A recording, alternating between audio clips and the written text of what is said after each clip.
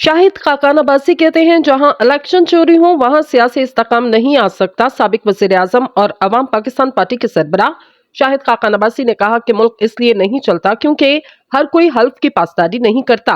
जिस मुल्क में इलेक्शन चोरी हो वहां सियासी इस्तेकाम नहीं आ सकता। दुनिया का हर निजाम आजमा लिया, अब आइन को भी देख लें।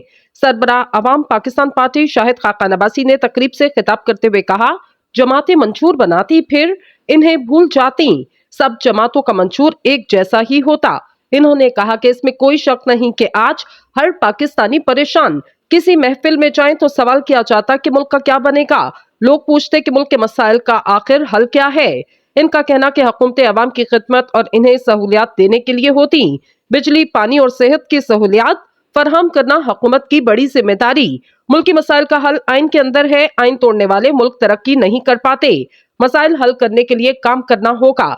शाहिद खाकान अब्बासी ने कहा कि दुनिया का हर निजाम आसमान लिया, अब आइन को भी देख लें। मुल्क इसलिए नहीं चलता क्योंकि हर कोई हल्फ की पासदारी नहीं करता।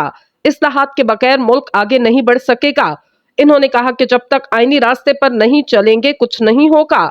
हमें आइन पर वापस आना होगा। तमाम मसाइल का हल आइन में है। जिस मुल्क में इलेक्शन चोरी हो वहां सियासी इस्तेकाम नहीं आ सकता। इनका कहना कि आईपीपी मसला होगा, लेकिन असल मसला मईशत की नाकामी। मईशत का जो हाल 10 साल पहले था आज भी वही है। हमारे मुल्क की लीडरशिप आज भी अपने मफाद के लिए बैठी। अरशद नदीम जब यहाँ से जा रहा था तो कोई एक वजीर भी मौजूद नहीं था।